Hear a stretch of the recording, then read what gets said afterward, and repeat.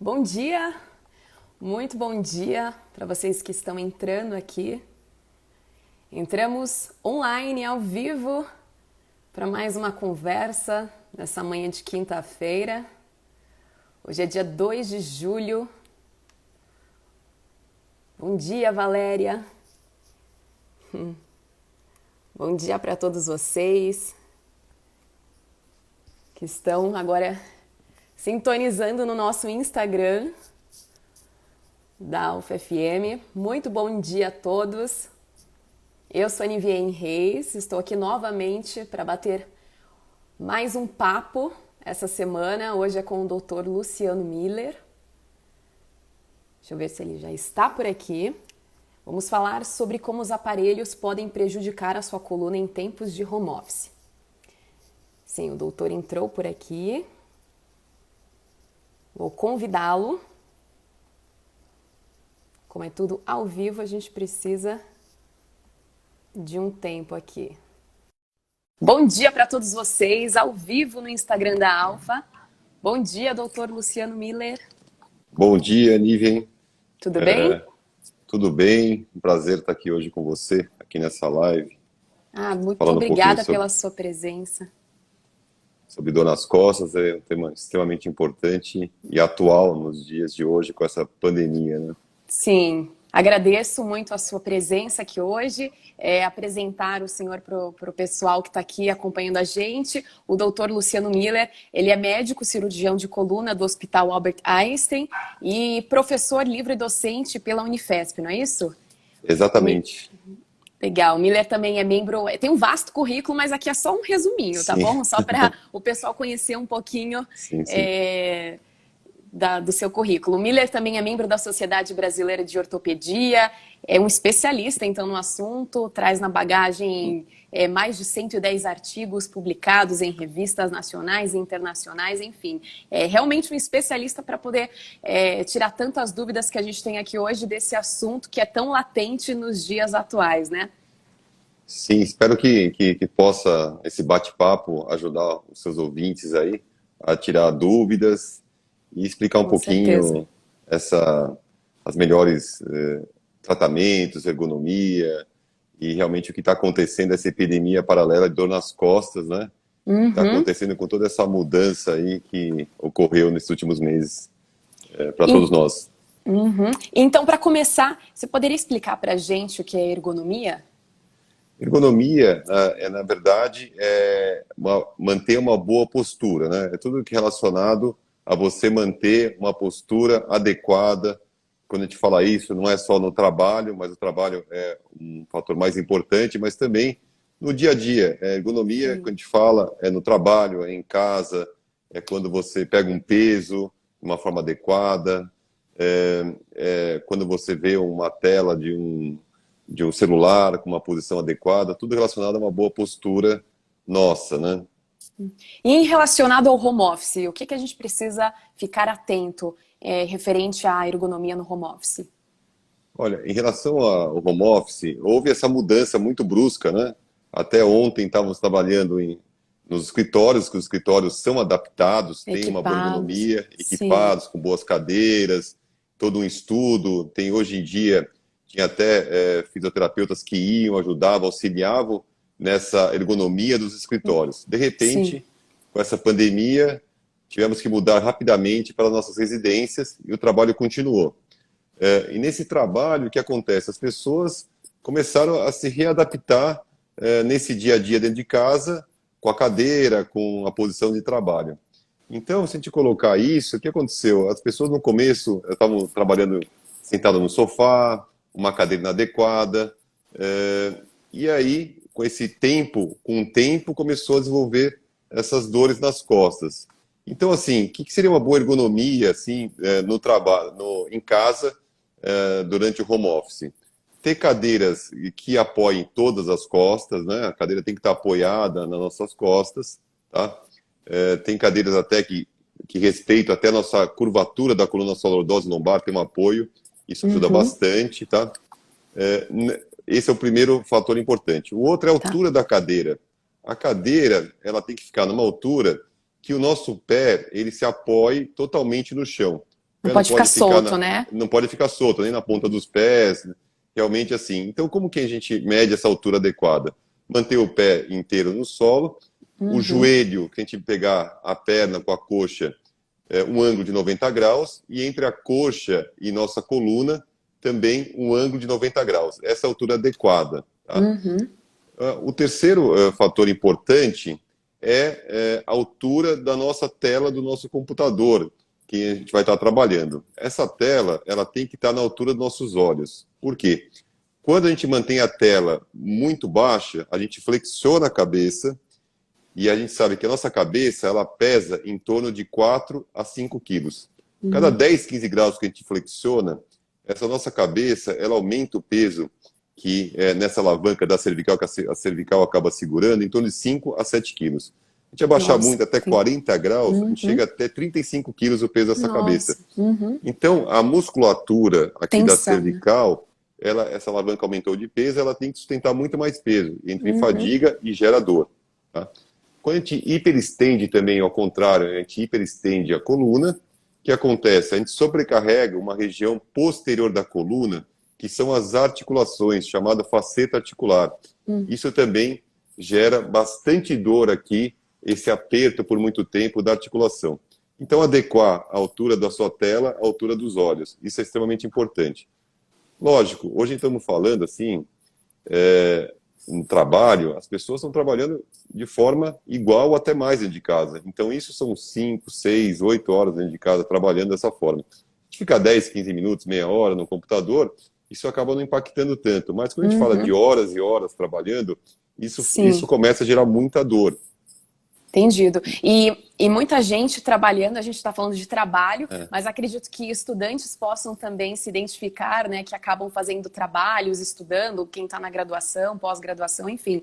Então isso também equivale para todo mundo. E também a gente tem que lembrar que, né, não é todo mundo que tem a oportunidade de ter um cantinho de escritório em casa, né? A realidade de muita gente é o quê? Sentar num sofá, puxar uma mesinha de centro, sentar na cadeira da mesa de jantar, enfim. Então isso é um pouquinho complicado, né? Mas então o doutor diz que precisamos investir numa cadeira, ou no encosto que seja, então, propício para as costas estarem alinhadas.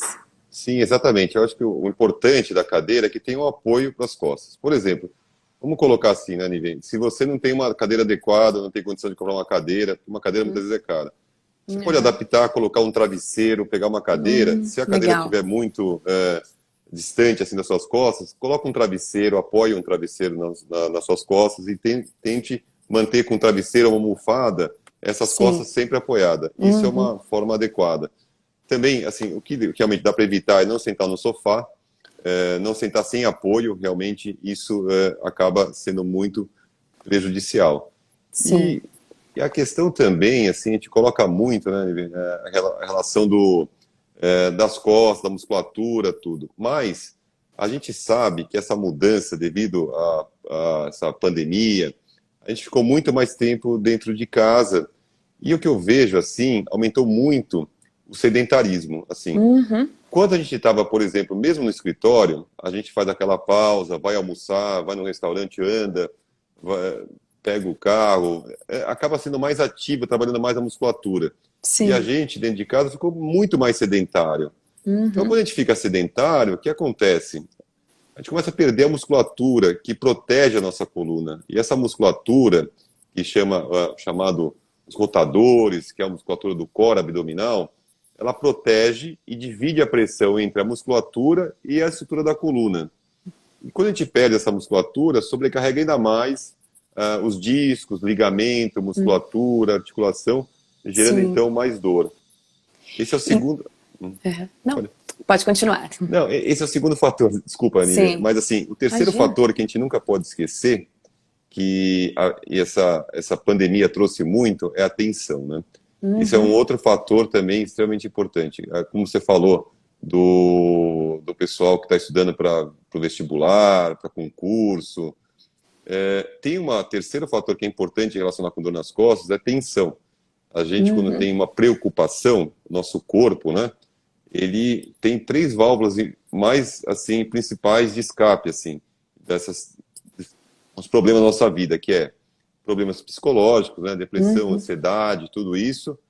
Outros problemas estomacais, né? Você tem prisão de ventre, diarreia, dor, gastrite, isso é extremamente importante. E o terceiro são a tensão, os problemas levam dor nas costas, levam dor no corpo em geral. Como a coluna é a principal área do nosso corpo, então realmente tem muito mais dor nas costas, mas levam dores em geral. Então esses três fatores estão fazendo que no dias de hoje, atualmente, aumentou muito a procura de dor nas costas, né? E a prática do alongamento, ele auxilia numa prevenção ou num alívio de dores? É correto, assim, praticar um alongamento antes de iniciar o trabalho, ou às vezes durante o dia? O que é o ideal a fazer em relação ao alongamento? O ideal, quando você faz, por exemplo, no esporte, tem trabalhos mais atuais que sempre deve alongar depois, né? Não alongar antes. Agora, no dia a dia, eu acho que o alongamento antes e depois, sempre manter o músculo alongado, isso auxilia bastante na prevenção da dor. Porque quando você alonga a fibra muscular, você evita tensões musculares, você evita a contratura dessa fibra, você mantém essa fibra mais ativa. Então, com certeza, você evita de desenvolver dores crônicas em algum grupo muscular específico. Sim. E aproveitando que a gente estava falando sobre isso, a gente recebeu uma pergunta aqui da Nivne, e ela perguntou: doutor, qual a melhor posição para sentar-se na cadeira para trabalhar? Encostar apenas o cóccix no encosto da cadeira? Mas aquilo que o doutor já tinha falado, que o ideal é que siga a curvatura, né? O importante ela fez uma pergunta bem interessante, né? Importante, assim, tem dois ossinhos embaixo, se a gente colocar nossa mão no glúteo, a gente palpa dois ossinhos, que são os isquios. A gente tem que colocar, tem que sentar bem no isquio, que é o que fala, não no cóccix, mas no isquio, assim, que são os dois ossinhos laterais. A gente consegue palpar os dois ossinhos. E daí sim, sentar e apoiar todas as nossas costas o máximo possível. Isso é extremamente importante. E teria algo para se fazer depois de um dia inteiro sentado na frente do computador? Algo que seria ideal fazer? Então o alongamento ele entra dentro disso? O alongamento é extremamente importante. A gente pode começar a alongar a musculatura do antebraço, né? Flexionando, estendendo a musculatura do antebraço, alongar, rodar o braço para frente, para trás, alongar o peitoral, alongar a musculatura cervical, extremamente importante. Depois, alongar a parte posterior dos isquiotibiais, alongar o posterior de coxa, a panturrilha, isso é extremamente importante. Você alongando, você ativa essa musculatura e ajuda bastante. E uma coisa importante também, a gente fala de alongamento, mas é fortalecer. Hoje que a gente tem dentro de casa academias ainda fechadas, né? O que a gente pode fazer são alguns exercícios bem simples, assim, de ativar a musculatura. Durante o dia, durante o trabalho, isso é na fisioterapia, quando a gente procura um fisioterapeuta, o primeiro exercício de reabilitação para paciente com dor ou pós-operatório é você fazer uma contração que é isométrica, fazer a contração parada da musculatura. Então, essa é uma dica bem importante e bem interessante. Sim. Quando você vai, por exemplo, contrair o abdômen, a gente pede assim, contrai o abdômen, geralmente a gente enche o pulmão, a gente inspira e daí a gente contrai. Com isso, a gente não consegue contrair tão bem, porque o pulmão é como se fosse uma bexiga. Quando você estende ele, o diafragma desce, então você acaba, quando você contrai, você acaba competindo a musculatura com o diafragma. O correto é que quem faz yoga, faz pilates, até essas posições, eles passam bastante, que é você soltar o ar, esvaziar todo o pulmão, então o pulmão ele esvazia, daí sim você contrair o abdômen, colocar o umbigo para dentro, travar o transverso, travar o xixi. Isso aqui é extremamente importante. Esse é um exercício que às vezes a gente fica falando, não, preciso fazer musculação, preciso fazer isso, aquele exercício. E esse exercício é super importante e ajuda muito. Você travar na expiração, contrai o abdômen, umbigo para dentro, contrai o transverso e o xixi. Isso você pode fazer quando estiver durante o trabalho, quando você acorda, e sempre que você mudar de posição, você faz essa contração que te ajuda bastante. Além disso, o que você pode fazer também, uma forma bem simples em casa, é fazer aquele exercício de prancha. Você paralelo ao solo, você fica paralelo e contrai seu abdômen. 30 segundos, 20, 30, vai aumentando o tempo, isso é extremamente importante. Da mesma forma, fazer a ponte, você deita de barriga para cima, levanta o seu quadril e também demora 20, 30 segundos.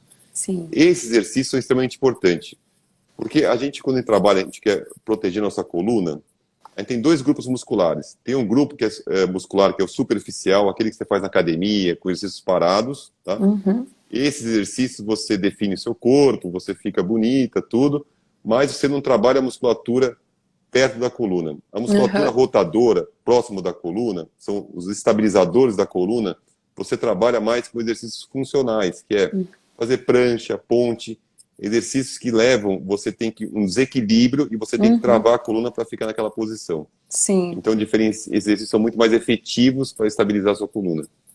Legal, muito obrigada. Ó, já estou vendo aqui mais uma pergunta. A Ani perguntou, qual seria a frequência ideal para realizar o alongamento? Por exemplo, 3 vezes durante o expediente de trabalho? Olha, assim, em relação ao expediente de trabalho, se a gente colocar, é importante a cada meia hora, 40 minutos, você parar um pouco, dar uma andada e alongar. Alongamentos simples e rápidos.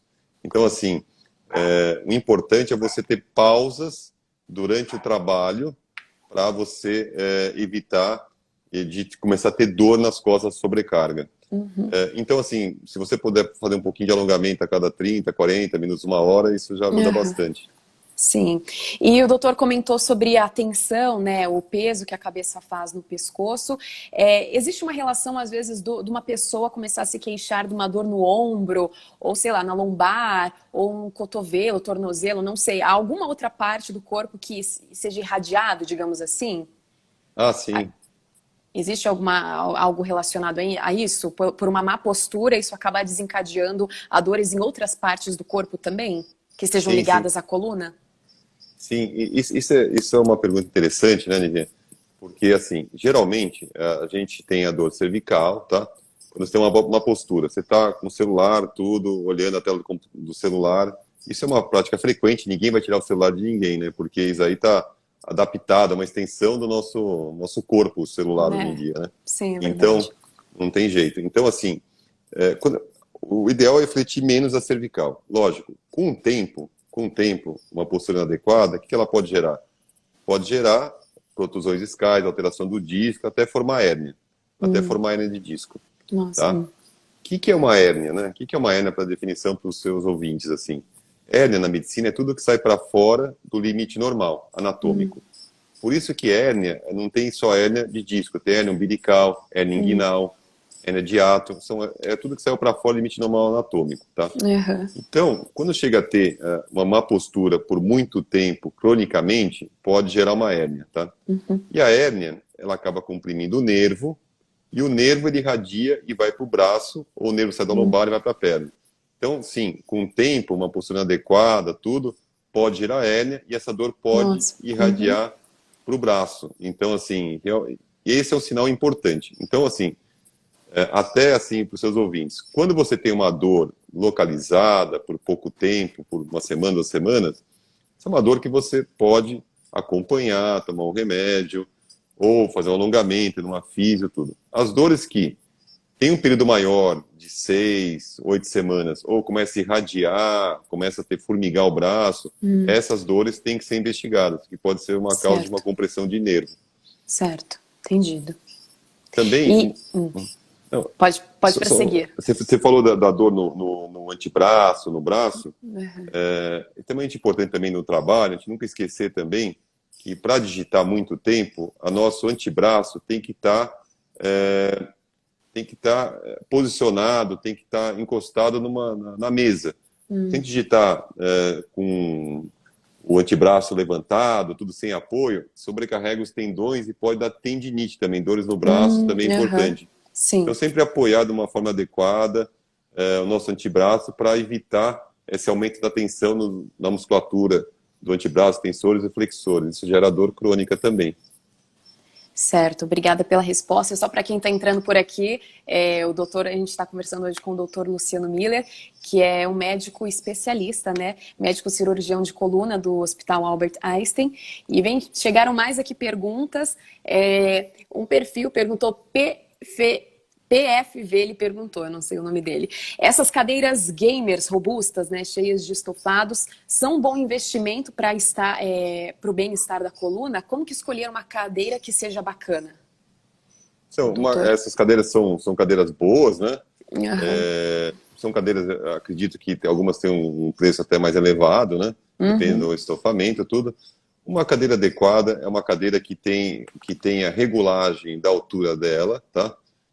Que você tenha, quando você vai escolher a cadeira, tem uma regulagem de altura para adaptar a sua altura, uma regulagem para posicionar o antebraço, né?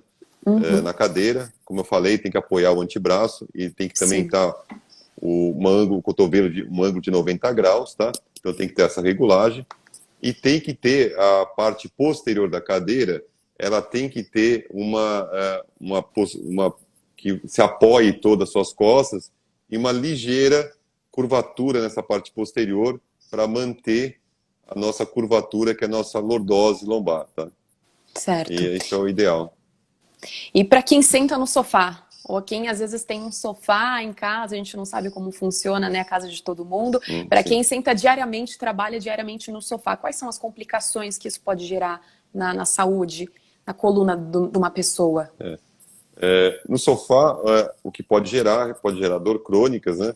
Eu sempre falo assim, o sofá, se você não tem outro lugar para sentar, coloca travesseiros, almofadas no sofá, mas com o tempo pode gerar também contraturas musculares, porque no sofá o apoio pode ser diferente entre um glúteo e outro, pode gerar contraturas musculares, rotações vertebrais, isso gera dor crônica.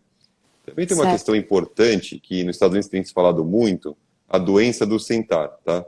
Isso é uma questão que também a gente está falando de coluna, mas eu vou colocar um dado a mais aí na nossa conversa, que em relação assim de você ficar muitas horas sentados, que a gente ficou cada vez mais sedentário e sentado.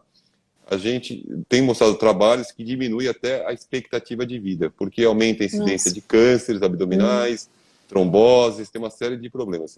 Então hoje você vê alguns escritórios que tem até mesas que você trabalha um pouco de pé. Você trabalha sentado e essa mesa é reclinável, então você consegue trabalhar de pé e digitar de pé também. Então a gente pensa muito na coluna, mas realmente esse tempo todo sentado tem relacionado com uma diminuição da expectativa de vida populacional. Sim, legal. E o doutor comentou isso no início, mas surgiu uma pergunta. Existe uma altura ideal para a tela do computador ou notebook ficar para não prejudicar e não acarretar num possível torcicolo? Sim, a altura ideal é a altura dos olhos, né? Você tem que manter essa cervical reta, assim, o ângulo entre o pescoço e a cabeça tem que ser 180 graus. Não dá para você nem fletir nem estender. Porque, como eu falei no início, você pode sobrecarregar na extensão as facetas e na flexão a musculatura e os discos da coluna. Na altura do olho, assim, sem evitar de fletir. E quanto aos tratamentos? Para alguém que está começando a sofrer ou quem já sofre, quais são os tratamentos para essa pessoa? Tá, assim, em relação ao tratamento, o tratamento inicial é você entender a causa dessa dor. Nas dores mais simples, o tratamento que na maioria dos casos resolve aquelas tensões iniciais é você tirar essa tensão muscular, né?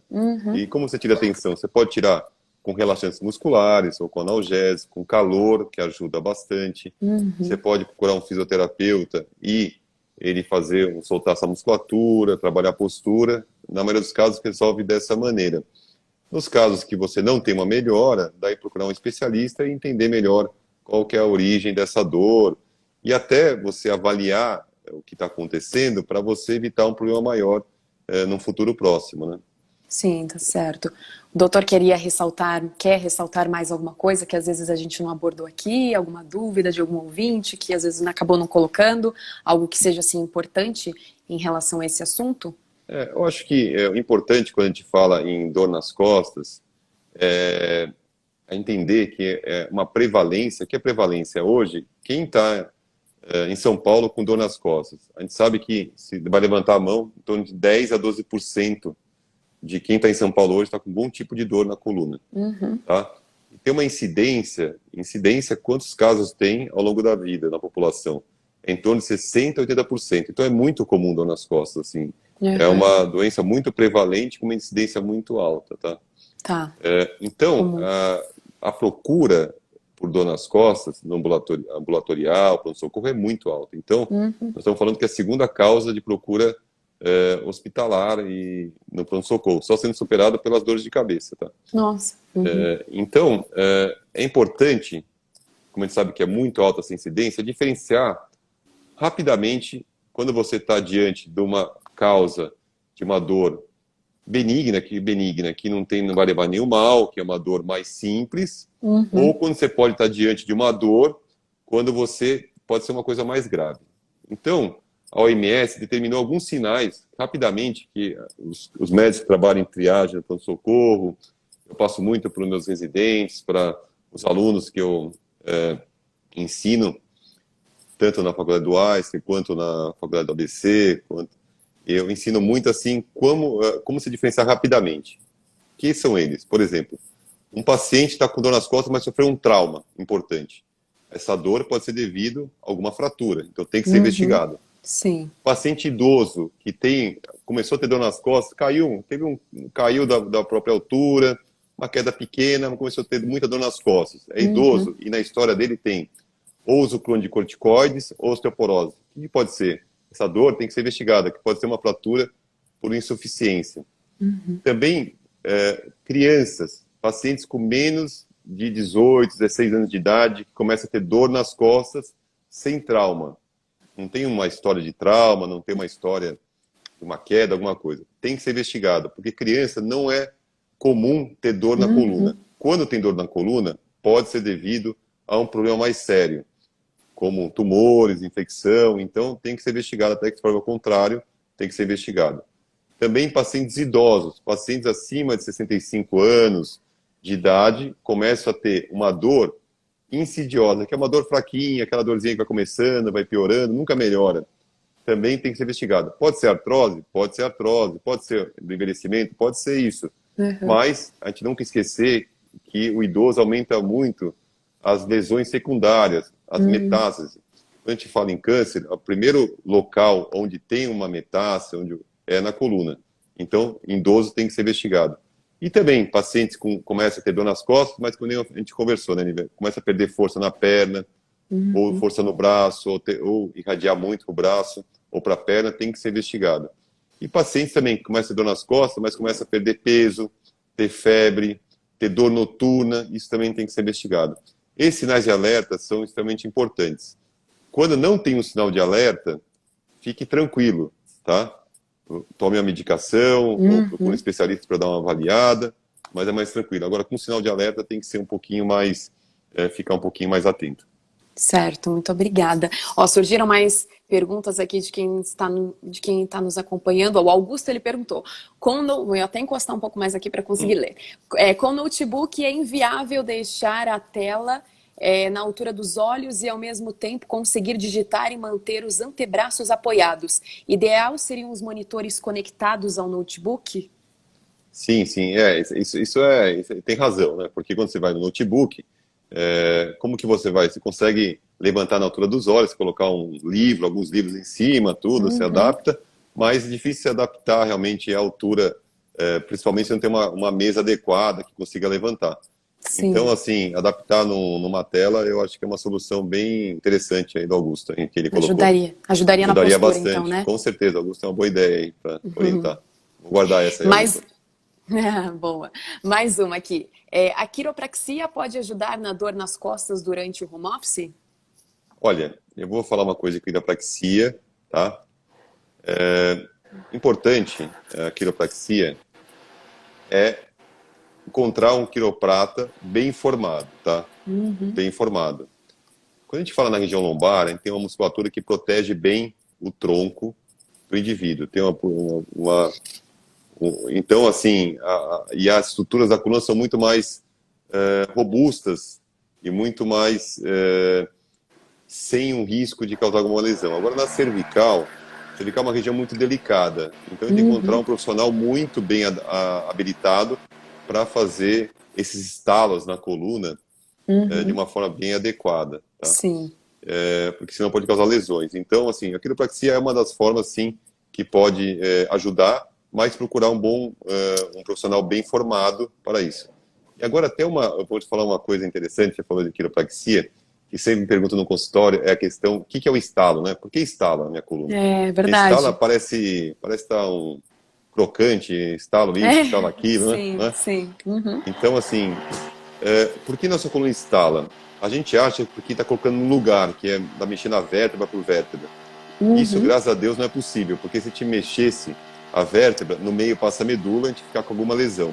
Então, qual que é o barulho do estalo, principalmente? A articulação, algumas articulações, ela tem aquele líquido sinovial, a articulação tem um líquido. E algumas articulações, esse líquido começa a ficar um pouquinho mais espesso e apresentar bolhas. E essas bolhas começam a fazer pressão dentro da articulação. Quando você estende assim a articulação, você cria um vácuo nessa articulação e libera gás. E esse gás que explode é que faz o barulho. Então, a liberação de gás assim que explode e faz o barulho. Interessante. E a outra no dedo, quando estala o dedo, na verdade, é como você colocar um pires, uma água, e tem um pires assim, não gruda. Quando você vai puxar, parece que faz pleque, assim. É a mesma coisa. Tem articulação que uma é como fosse grudada na outra, assim, uma tensão superficial. Quando você faz assim, ela mexe a articulação, faz pleque. Esse é o barulho do estalar dos dedos. Sim. E quanto mais, é verdade que quanto mais a gente acaba tentando e faz barulho, mais isso acontece outras vezes, porque falam, quanto mais você fizer isso com seus dedos, mais vezes eles vão estralar. Isso é real ou não tem nada a ver uma coisa com a outra? Tem alguns mitos. Primeiro, assim, que falam que quando você estala o dedo, engrossa, né? Isso se você não machucar, não vai acontecer. O que pode acontecer é da seguinte forma, quando você começa a estalar o dedo, você começa também a deixar um pouco mais frouxa a articulação. E daí, com isso, você tem uma facilidade maior de estalar. Mas sempre é devido, mas isso não é devido à articulação que você vai mudar essa tensão. Na verdade, você deixa um pouco mais frouxa essa cápsula, então você consegue instalar mais facilmente. Mas não engrossa o dedo, tudo, aqueles mitos que tem. Entendido. Bom, muito obrigada, viu, doutor, pela sua presença hoje. Mais uma vez eu quero agradecer, doutor Luciano Miller aqui com a gente hoje. Foi um prazer, viu, poder conversar tanto e esclareceu tantas dúvidas aqui pra gente. Muito obrigado, Nívia, pela oportunidade de estar com vocês hoje. Espero ter ajudado de alguma forma aí os telespectadores, tá bom? Com certeza. Muito obrigada, Obrigadão. viu? Um ótimo dia para você e para todo mundo que está por aqui acompanhando com a gente. Com certeza. Tchau, tchau. Tchau.